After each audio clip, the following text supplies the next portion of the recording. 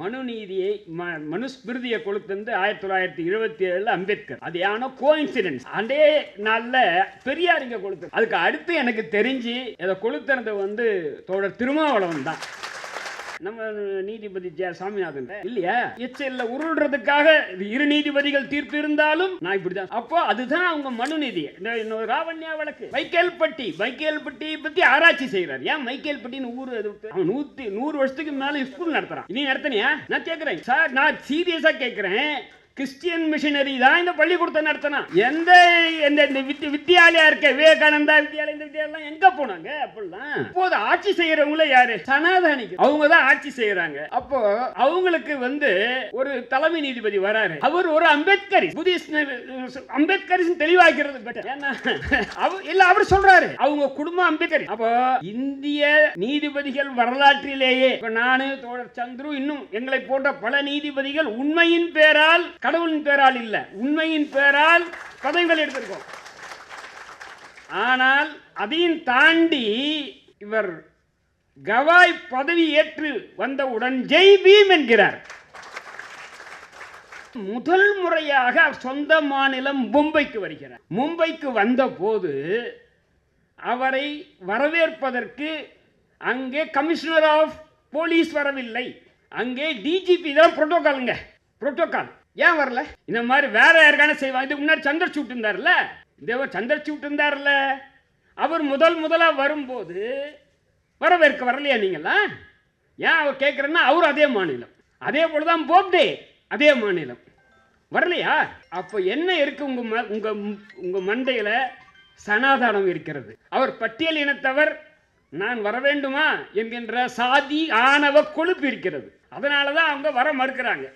2 நாள் போட்டு இவரை சனாதான விரோதி இப்படி பண்ணாருன்ட்டு தொடர்ந்து சொல்றாங்க. அப்போ அவர் கோர்ட்ல வந்து மீண்டும் அதை பத்தி சொல்றாரு 18ஆம் தேதி.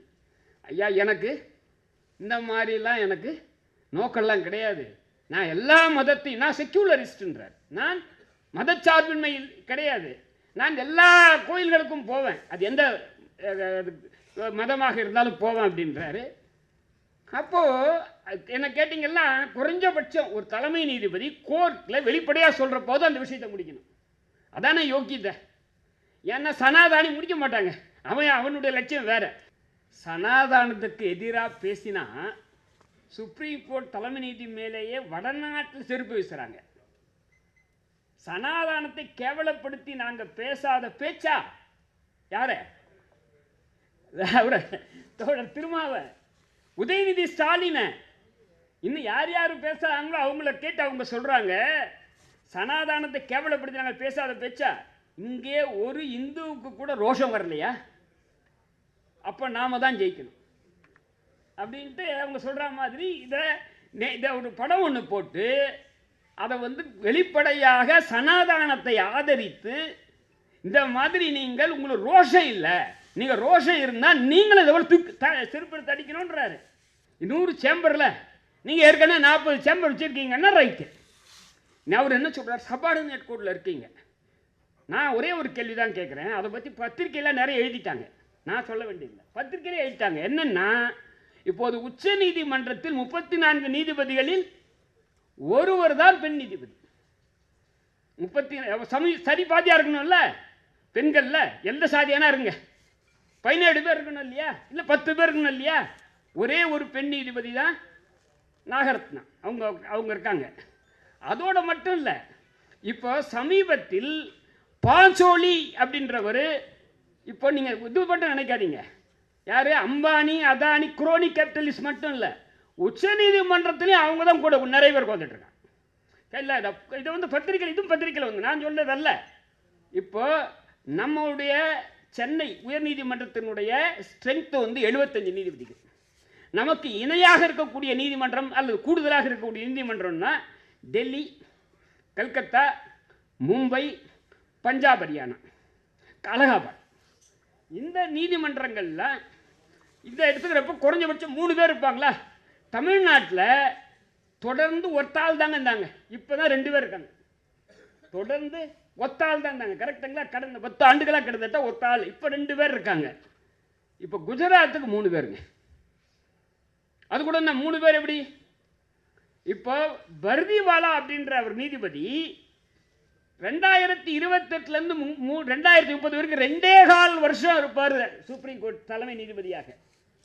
இப்போ இருக்கக்கூடிய பாஞ்சோலின்னு வர்றார்ல, அவரை உச்சநீதிமன்றத்துக்கு வருவதற்கு கொள்ளித்தல் இருக்கக்கூடிய நாகரத்னா எதிர்க்கிறாங்க. என்ன காரணம் சொல்றாங்கன்னா, பெண் நீதிபதிகள் 3 பேர் இருக்காங்க ஏற்கனவே, இவருக்கு சீனியர் இருக்காங்க 3 பேரா பெண்கள். அதில் ஒருத்தர் தலைமை நீதிபதியாக இருக்காங்க, இவர் தலைமை நீதிபதி கூட கிடையாது. அவங்கள ஓவர்லுக் பண்ணி போடக்கூடாது, பெண்களே உச்சநீதிமன்றத்தில் இல்லைன்றாங்க.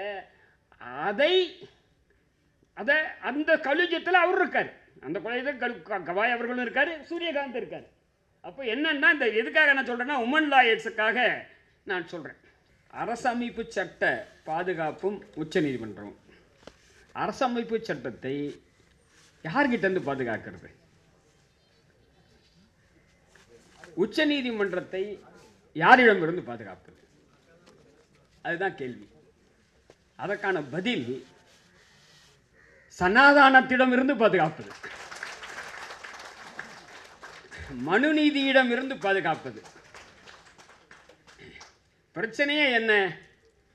தமிழ்நாட்டில் என்ன கேட்டால், மனுநீதியை மனுஸ்மிருதியை கொடுத்தது 1977 அம்பேத்கர். அது ஏன்னா கோஇன்சிடென்ஸ், அதே நாளில் பெரியார் இங்கே கொடுத்துறாரு. அதுக்கு அடுத்து எனக்கு தெரிஞ்சு இதை கொளுத்துறது தோழர் திருமாவளவன் தான்.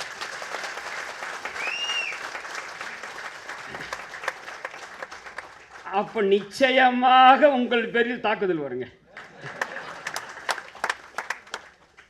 அப்போ நீங்கள் நம்முடைய தோழர்கள் இருக்காங்க பாருங்க, இதை எதிர்பார்த்து ஜாக்கிரதையாக இருக்கணும்.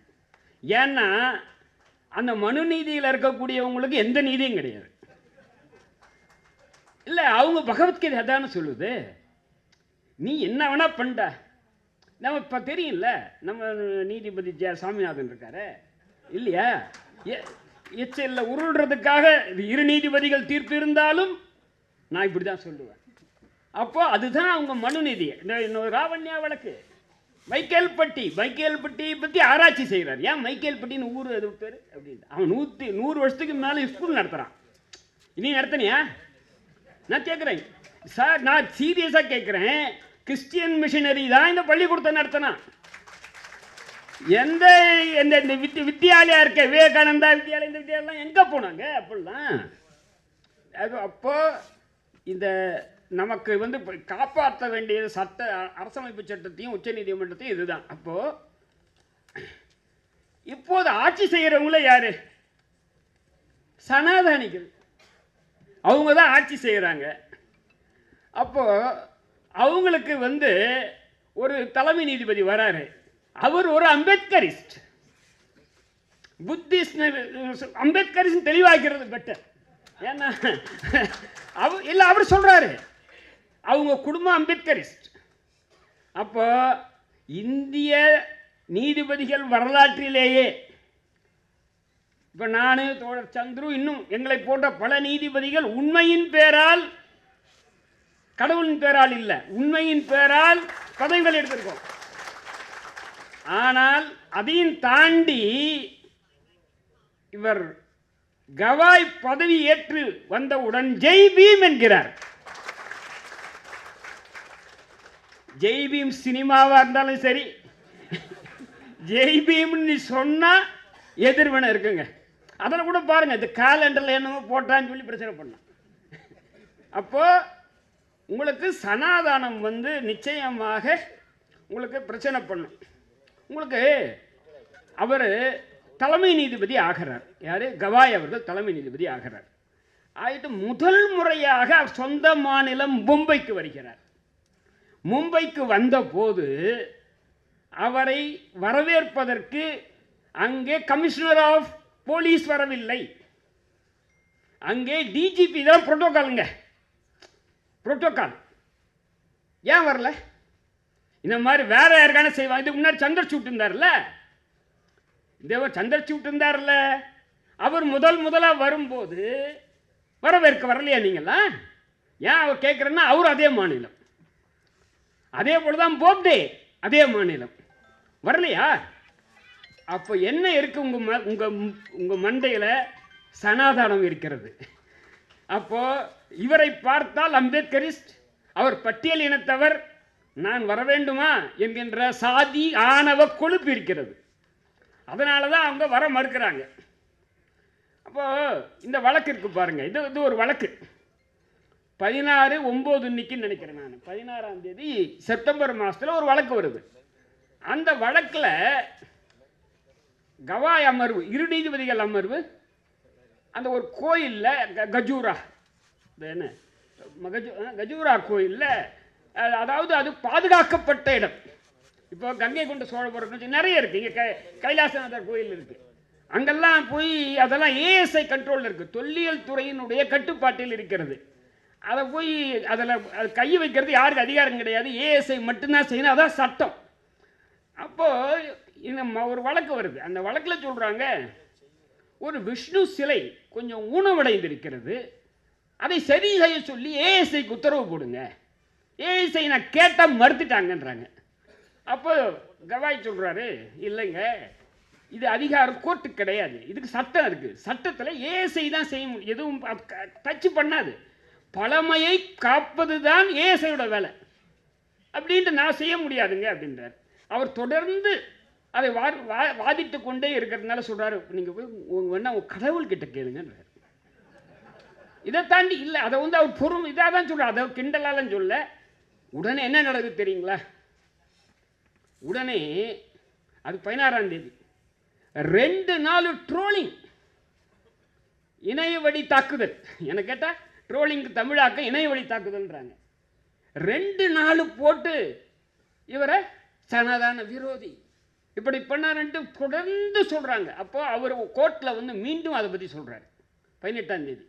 ஐயா, எனக்கு இந்த மாதிரிலாம் எனக்கு நோக்கெல்லாம் கிடையாது, நான் எல்லா மதத்தையும், நான் செக்யூலரிஸ்ட்ன்றார், நான் மதச்சார்பின்மை கிடையாது, நான் எல்லா கோயில்களுக்கும் போவேன், அது எந்த மதமாக இருந்தாலும் போவேன் அப்படின்றாரு. அப்போது என்ன கேட்டிங்கன்னா, குறைஞ்சபட்சம் ஒரு தலைமை நீதிபதி கோர்ட்டில் வெளிப்படையாக சொல்கிற போது அந்த விஷயத்தை முடிக்கணும். அதானே யோக்கியதை. ஏன்னா சனாதானி முடிக்க மாட்டாங்க, அவனுடைய லட்சியம் வேறு. ஒரு 6 மாதம் இருக்காரு, நவம்பரில் ஒரு ரிட்டையர் ஆகிறாரு, அது வரைக்கும் கூட அவங்களுக்கு பொறுக்க தயாராகலை. இன்னும் இப்போ இன்னும் நிறைய விஷயங்களை, இப்போ வில்சன் அவர்கள் இருக்கார்ல, நானோ சந்துரோ கோர்ட்டுக்கு போகிறதில்ல, உச்சநீதிமன்றத்துக்கு நான் கவலையே பண்ணல. அவர் கோர்ட்டுக்கு போகிறார், அதிகம் பேச மாட்டார். நாளைக்கு ஆர்டர் வாங்கணும் அவருக்கு, அதனால் அவர் சொல்கிறது யோசிக்கிறாரு. இங்கே வந்த உடனே அங்கே சொலிசிட்டர் ஜெனரல் சொல்கிறாரு, Newton law of motion, every action has a equal and opposite reaction, இதில் கொஞ்சம் கூடுதலாக இருக்குது ரியாக்ஷன்ற கொழுப்புன்னு நான் சொல்கிறேன். இதில் என்னடா இது என்ன சொல்லணும், தப்புன்னு சொல்லணும். அதற்கு மாறாக சொலிசிட்டர் ஜெனரலில் சொல்கிறத வந்து இதுதான் அந்த 18ஆம் தேதி அப்போ இந்த நிகழ்ச்சிக்கெல்லாம் முன்னாடி ட்ரோலிங் அப்போ இதுதான் அவர் சொல்கிறாரு. அடுத்து 6/10/2025 அன்று அவன் ஷூவை எடுத்து அடிக்கிறான். சொல்கிறான், நான் வந்து வினோத் சந்திரன் பேரில் அடிக்கவில்லை, உறுதிப்படுத்த. ஏன்னா 2 பேர் பேர்லையும் விழல, பக்கத்தில் இருக்கக்கூடிய சேரில் விழுது. அவன் சொல்கிறான், நான் கவாயை நோக்கி தான் அடித்தேன்றான். அவன் அடிக்கும்போது அவர் ஏனோ தெரியல, எனக்கு நம்ம முன்னாடி பேசிய நம்முடைய மதிப்புக்குரிய எம்பி அவர்கள், பாராளுமன்ற உறுப்பினர், அவன் சொன்னதை சொல்ல மாட்டேன் சொன்னாங்க. அதை அவன் என்ன சொன்னான், அவன் ஜெய்பீம்ன சொன்னான், அவன் சனாதானத்தை காப்பதற்காக தூக்கி அடிக்கிறதா சொன்னான். அதாங்க முக்கியம். அவன் தூக்கி அடிப்பதற்கு சொன்ன காரணம், சனாதானத்தை காப்போம், இந்த கவாய் சனாதானத்துக்கு எதிராக அவர் ஒன்றும் செயல்படலை. என்ன கேட்டால் அவருடைய வேலையை தான் செஞ்சார். அப்போ அவன் அதை சொல்லி அடிக்கிறான், அதான் முக்கியமான விஷயம். இது வந்த உடனே அதில் என்னென்னா, அவர் ஒரு செகண்டு கூட, அதாவது இந்த நிகழ்ச்சி நடந்துக்கிட்டே இருக்க, அவர் ஒரு செகண்டு கூட அதை ஆர்கியூ பண்ணுறாரு. அவர் பேர் யாரோ சிவம்ன்றவர் தான் ஆர்கியூ பண்ணுறாரு. அவர் ஒரு நிமிஷம் வந்து ட்ராட்டில்ன்றார், அவர் கொஞ்ச நேரம் சலனப்பட்டார். இவர் சலனப்படவே இல்லாமல் கேஸை நடத்தப்பான் ஆர்கியூ பண்ணிட்டு தொடர்றாரு. ரிஜிஸ்ட்ராரையும் கூப்பிட்டு நீ எஃப்ஐஆர் கொடுக்க வேண்டாம், கண்டெம்ப்ட் வேண்டான்றாரு. அது வேற, அது அவருடைய பெருந்தன்மை. ஆனால் வில்சன் அவர்கள் சொன்னது போல அங்கே சிஐஎஸ்எஃப்ல 600 பேர் இருக்கா, வக்கீல் இருக்கா, 1000 அங்கே இருக்கக்கூடிய மீதி பேரெல்லாம் புகார் கொடுக்குறது யார் தடுத்தது? இல்லை சூமோட்டோ அவர்களாக வந்து ஏன் பண்ணக்கூடாது? நான் கேட்குறேன். ஒரு கொலை நடக்குதுங்க, என் வீட்டில் கொலை நடக்குது, நான் எங்கள் வீட்டில் யாரும் புகார் கொடுக்கல, அப்போ பதிவு பண்ண மாட்டீங்களா? என்னடா இது, என்ன சட்டம் இது? அப்படின்னா இதுக்கு பின்னாடி சனாதானம், இவங்க பட்டியல் இனத்தை சேர்ந்த ஒரு நீதிபதி, ஒரு அம்பேத்கரிஸ்ட், அதனால் இல்லைன்றது தான் என்னுடைய குற்றச்சாட்டாக நான் இதில் பார்க்குறேன். இப்போ உடனே இந்த நேரத்தில் பாருங்கள், ஒரு கண்டெம்ட் இருக்கு இல்லையா? இப்போ இந்த கண்டெம்ட்னு வரும்போது இங்கே ஜிஆர் சாமிநாதனை உடனே கொண்டு வாங்க, என்ன பண்ணியிருப்பாருன்னு உங்கள் கற்பனை முன்னாடி போய் ஓட்டி பாருங்க. இல்லை வாஞ்சிநாதன் ஆகட்டும் அல்லது சவுக்கு சங்கர் ஆகட்டும். சவுக்கு சங்கர் பேசுனதில் எனக்கு உடன்பாடு இல்லை, ஆனால் சவுக்கு சங்கர் பேரில் கண்டெம்ட் எடுத்ததில் எனக்கு உடன்பாடு இல்லை. அதான் எனக்கு அவர் என்னன்றதெல்லாம் சவுக்கு சங்கருக்கு நமக்கு எந்த தொடர்பு கிடையாது. ஆனால் கண்டெம்ட்டை வந்து இப்படி பயன்படுத்துவது அயோக்கியத்தனம். கண்டெம்ட்டை பயன்படுத்துறது என்னுடைய கருத்து, நீதிமன்றம் முடிந்த வரையில் இந்த தனிப்பட்ட முறையில் கண்டெம்ட் இருப்பார். கோர்ட்டில் ஆர்டரை ஒபே பண்ணல, அதுக்காக கண்டெம்ட் எடுக்கிறது வேற, ஒரு உத்தரவை வந்து அமல்படுத்தலைன்ட்டு. அது இல்லாமல் ஒரு கண்டெம்ட்டை உபயோகப்படுத்துறது ஸ்பேரிங்காக ரொம்ப ரொம்ப எப்போங்க பண்ணணும்? இவ கவாய் மாதிரி வழக்கில் பண்ணணும். எப்போ செருபத்துக்கு அடிக்கிறான், கோர்ட்டில் வந்து சத்தம் போடுறான், நீதிமன்றத்தை நடத்த விடாமல் செய்கிறான், நீதித்துறையினுடைய செயல்பாட்டை தடுக்கிறான்னா பண்ணும். அப்போது இதை தான் இதை சொல்லணும். இன்னும் ஒன்றுங்க, இதை பற்றி இந்த மாத துக்ளக்கை தயவு செய்து வாசிங்க. யாருன்னா வாசிங்களான்னு தெரியல. அதில் என்ன போட்டிருக்கு அப்படின்னா, துக்ளக்கில் நான் தயவு செய்து படிக்கிறேன், சொல்லுது அதில் கவாய் பேரில் ஷூ அடித்தது சரிதான் என்று போட்டிருக்கு. நீங்கள் இது பாரு, நான் படித்து காமிக்கிறேன். அவங்க சொல்லுது, ரோஷம் எதுவும் இருக்கா உங்களுக்குலான்னு கேட்குது. துக்ளக்கில் அவருக்கு என்ன கேட்குறாருன்னா, சனாதானத்துக்கு எதிராக பேசினா சுப்ரீம் கோர்ட் தலைமை நீதி மேலேயே வடநாட்டில் செருப்பு வீசுகிறாங்க. சனாதானத்தை கேவலப்படுத்தி நாங்கள் பேசாத பேச்சா? யாரு? தோழர் திருமாவ, உதயநிதி ஸ்டாலின, இன்னும் யார் யார் பேசுகிறாங்களோ அவங்கள கேட்டு அவங்க சொல்கிறாங்க, சனாதானத்தை கேவலப்படுத்தி நாங்கள் பேசாத பேச்சா? இங்கே ஒரு இந்துவுக்கு கூட ரோஷம் வரலையா? அப்போ நாம தான் ஜெயிக்கணும் அப்படின்ட்டு அவங்க சொல்கிற மாதிரி இதை ஒரு படம் ஒன்று போட்டு அதை வந்து வெளிப்படையாக சனாதானத்தை ஆதரித்து, இந்த மாதிரி நீங்கள் உங்களுக்கு ரோஷம் இல்லை, நீங்கள் ரோஷம் இருந்தால் நீங்களும் இதை செருப்படுத்தி அடிக்கணுன்றாரு. யார்? இப்போ இருக்கக்கூடிய துக்ளக். அப்போது வெளிப்படையாகவே நீங்கள் வந்து இவங்களை புரிஞ்சுக்கணும். அடுத்து இப்போ இருக்கக்கூடிய இந்த சனாதானிகளை பொறுத்தவரை இன்றைக்கி இருக்கக்கூடிய இந்த நம்ம கான்ஸ்டிடியூஷன்லேயே வந்து கவர்னர் அப்படின்னு சொன்னால் அது அவங்கக்கிட்ட தான் இருக்குது. யார்கிட்ட? ஒன்றிய அரசுக்கிட்ட தான் இருக்குது. எலெக்ஷன் கமிஷன் அவங்கக்கிட்ட தான் இருக்குது. சிபிஐ அவங்கக்கிட்ட தான் இருக்குது. இடி அவங்கக்கிட்ட தான் இருக்குது. அப்போ உச்ச நீதிமன்றம் அவங்கக்கிட்ட இல்லாடி சும்மா இருப்பாங்களே? அப்போ உச்ச நீதிமன்றத்தை அவர்கள் அவங்க கையில் வைக்கணும். எடுத்துட்டாங்கன்னு எங்கள் எடுத்துங்க. இப்போ 10 ஆண்டுகளாக உச்ச நீதிமன்றத்தையும் உயர் நீதிமன்றத்தையும் கையில் எடுத்துக்கிட்டாங்க. அதனுடைய விளைவு தான் நம்ம இங்கே பார்த்துக்கிட்டு இருக்கோம். அப்போது என்ன ஆகுதுன்னா, உடனே supreme court bar association attorney ஜெனரலுக்கு மனு கொடுக்குது. எப்போ கண்டெம்ட் போடணும், நேராக போட முடியாது. இப்போ கூட வாஞ்சிநாதன் கேஸில் அட்வொகேட் ஜெனரலுக்கு மனு கொடுக்கணும். அப்போது நேரில் நடந்தால் தேவையில்லை. ஆக்சுவலி இப்போ கவாய் அவர்களே எடுத்தால் தேவையில்லை. கவாய் அவர்கள் எடுக்கலைன்னா கிரிமினல் கண்டெம்ட் பண்ணணுன்னா அட்டார்னி ஜெனரலுடைய அனுமதி தேவை. சுப்ரீம் கோர்ட் பார் அசோசியேஷன் கேட்குற அந்த மனுவை அட்டார்னி ஜெனரல் ஏற்றுக்கொண்டு supreme court bar association contempt வழக்கை தொடரலான்னு சொல்கிறாங்க. உடனே அவங்க போய் அடுத்து சீஃபாக வர போகிறாரு ஜஸ்டிஸ் சூரியகாந்த். அதுக்காக தான் சொன்னேன், தோழர் பேச மாட்டார்ன்ட்டு. யாரு? வில்சன். சூரியகாந்த் கிட்ட இல்லை, நீங்கள் கூகுளில் பாருங்க, கூகுளில் தட்டி பார்க்கலாம். என்னை விட நீங்கள் கூடுதலாக பார்க்கக்கூடிய எல்லாம் சின்ன பிள்ளைகளாக இருந்தால் அவங்க கிட்ட போன வாரம் செய்தி, இதில் 4 நாள் முன்னாடி அவர்கிட்ட போய் சுப்ரீம் கோர்ட் பார் அசோசியேஷன் சொல்லுது, ஐயா இந்த மாதிரி ஏஜி அட்டார்னி ஜெனரல் அனுமதி கொடுத்துட்டாரு, நீங்கள் இந்த கண்டெம்ட் வழக்கை எடுத்து நடத்துங்கள். அவர் உடனே என்ன சொல்கிறாரு, அதெல்லாம் வேண்டாங்க. ஏன் வேண்டாம்? மறுபடியும் சோசியல் மீடியாவில் விவாதம் ஆகும். இது காரணமாயா? சோசியல் மீடியாவில் விவாதம் ஆகும்ட்டு பிரசாந்த் பூஷன் பேரில் நீ கண்டெம்ட் எடுக்காம இருந்த இல்லையா? இல்லை அருந்ததி ராய் பேரில் கண்டெம்ட் எடுக்காம இருந்த? யார் பேரில் கண்டெம்ட் எடுக்கல? அப்போ உனக்கு வேண்டும்னா நீ என்ன சொல்லுவ? சோசியல் மீடியா இது வந்து காரணமா? அப்படி சொல்லிட்டு சரி யோசிக்கலாம், தீபாவளி முடியிட்டேன்னு போட்டிருக்க. எனக்கு புரியல. அதுக்காக என்னன்னா, யார் இந்த சூரியகாந்த் அப்படின்னு நம்ம சொல்லி ஆகணும்.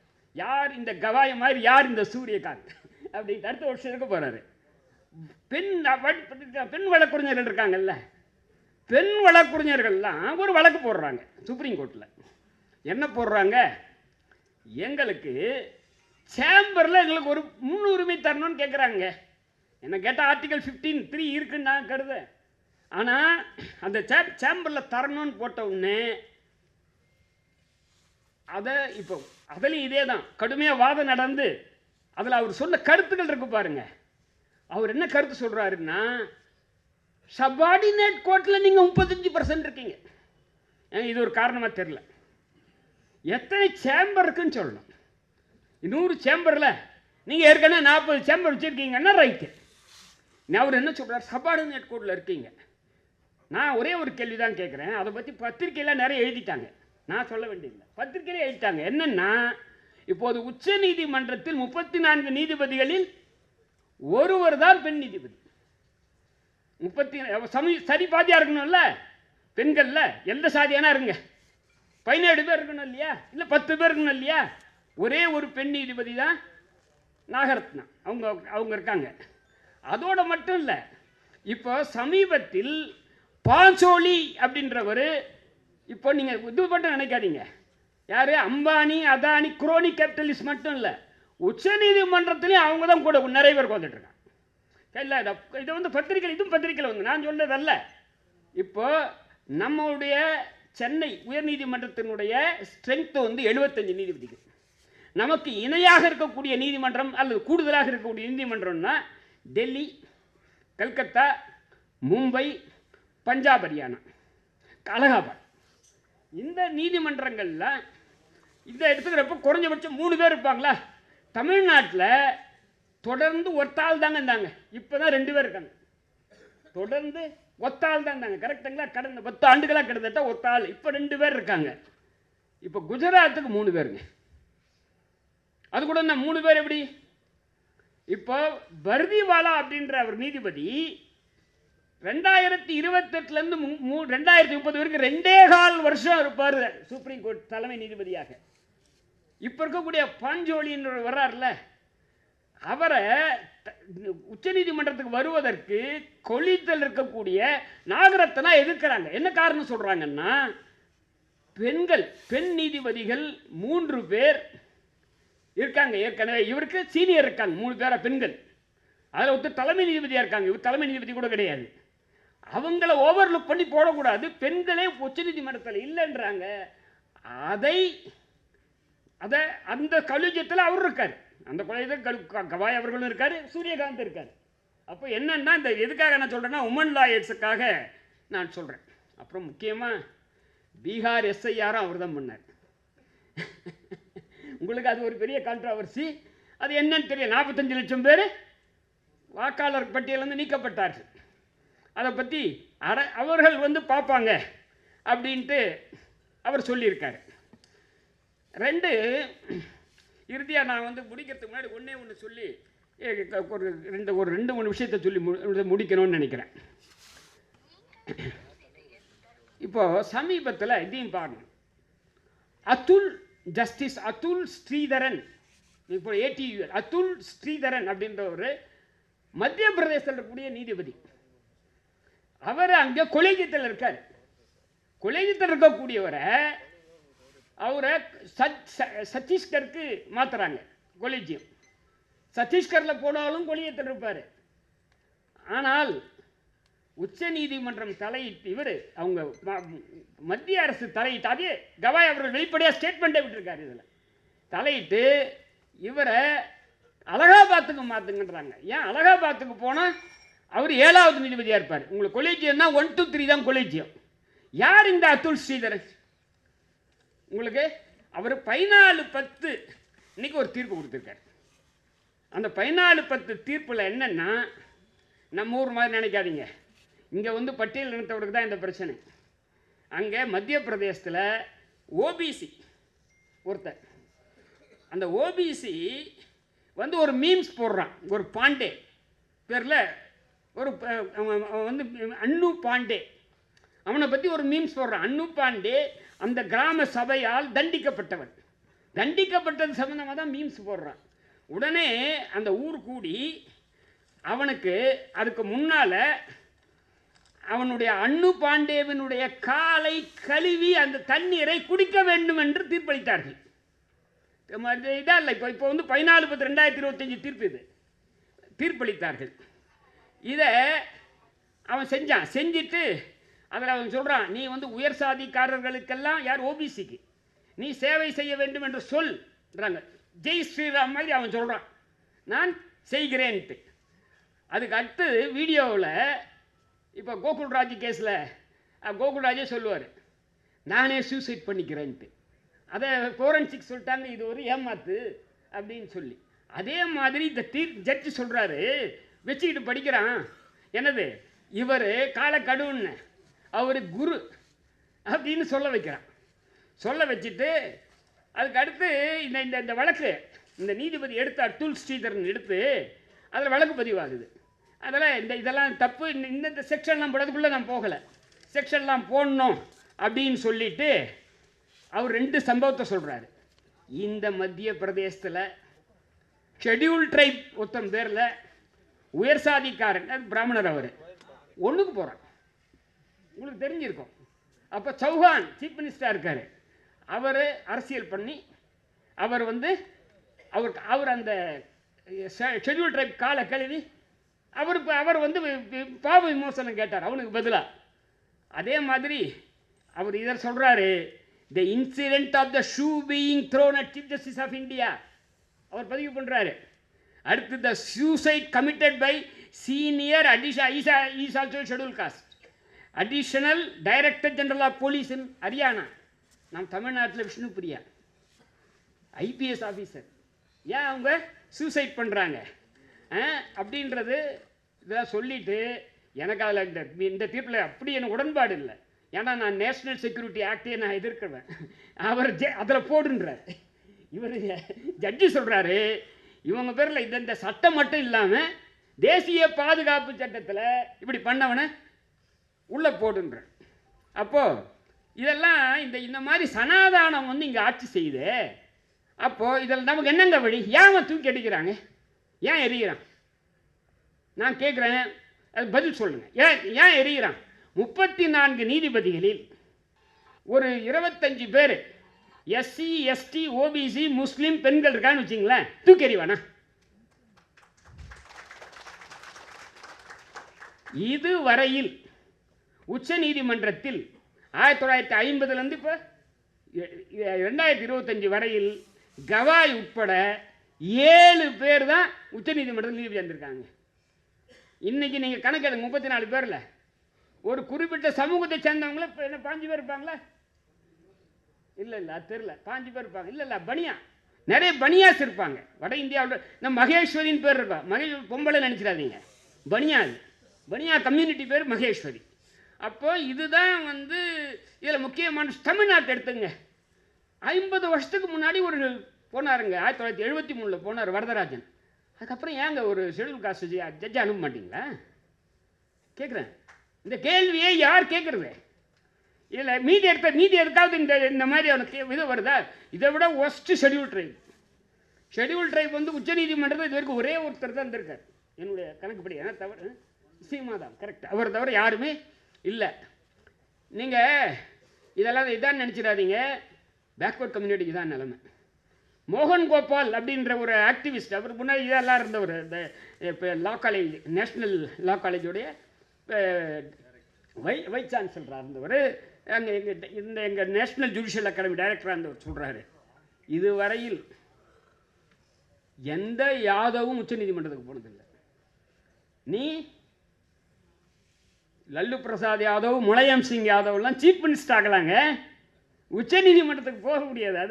அது ஸ்பெஷலான இடம். அதே மாதிரி கேரளாவில் அவர் சொல்கிறாரு 23% வந்து எந்த ஸ்டேட்லையுமே கிடையாது, 23% வந்து ஈழவாஸ் கேரளாவுடைய பர்சன்டேஜ். இதுவரையிலும் ஒரு ஈழவாஸ் சுப்ரீம் கோர்ட்டுக்கு போனதில்லைன்றாரு. அதெல்லாம் விட்டுருங்க. இன்னைக்கு தேர்தலில் இன்னைக்கு பீகாரில் நாமினேஷன் போட்டிருக்காங்க பிஜேபி சார்பாக 101, இவங்களுக்கு 101, அவங்களுக்கு 101. அந்த 101ல் 49 எம்எல்ஏக்கள் மேல் சாதிக்காரர்கள். அந்த தகவல் 51 பேர் அங்கே இபிசின்னு சொல்கிறான், OBC, EBC, SC, ST, no Muslim. அதே தான் நீங்கள் கேபினெட்டில் எடுத்துக்கிட்டாலும் கிட்டத்தட்ட இதுதான் நிலைமை. அப்போது இதில் என்னென்னா, இங்கே வந்து சனாதன ஆட்சி இருக்குது பாருங்கள், இந்த சனாதன ஆட்சியை இங்கே வீழ்த்துவோம் என்பது தான் இதில் முக்கியமாக இருக்கணும், நம்முடைய நோக்கமாக இருக்கணும். அவங்க சனாதானத்துக்காக இருக்கக்கூடியவங்க, அவங்க என்ன ஒன்றாலும் செய்வாங்க. அவர் சொல்கிறார் இல்லையா, நீதி கூட சொல்லுங்கள், ஏங்க அதை போய் அடித்தா அந்த அவர் சொல்கிற சம்பவத்தை நீங்கள் இப்போது ஒரு விஷயத்தை அது பதிவு செய்யணும். இந்த நிகழ்ச்சி நடக்கிறது, அவர் பேரில் தூக்கி எறிகிறது 6ஆம் தேதி. எனக்கு தெரியும் 7ஆம் தேதி இன்னைக்கே விசிகா வந்து உயர்நீதிமன்றத்தில் ஒரு கூட்டத்தை அரேஞ்ச் பண்ணுறாங்க, எல்லாரும் சேர்ந்து. அதுக்கு வாழ்த்து தெரிவிக்கணும், ஏன்னா வேறு யாரும் பண்ணல. எனக்கு என்ன சந்தேகமாக இருக்குன்னா, இந்த மாதிரி கூட்டங்கள் எல்லா இடங்கள்லையும் தொடராமல் இருக்கணுன்றதுக்காக சனாதானிகள் சரி செய்வோம். என்ன கேட்டால் அதுக்கு நீங்கள் வந்து பலியாகக்கூடாதுன்றது தான். அவர்கள் என்ன ஒன்றாலும் செய்வாங்க. சரி, அதை நான் என்ன கேட்குறேன், அது ஒரு நிகழ்ச்சியே நடக்கட்டங்க, திருமாவளவனை எப்படி பொறுப்பாக்க முடியும் நான் கேட்குறேன்.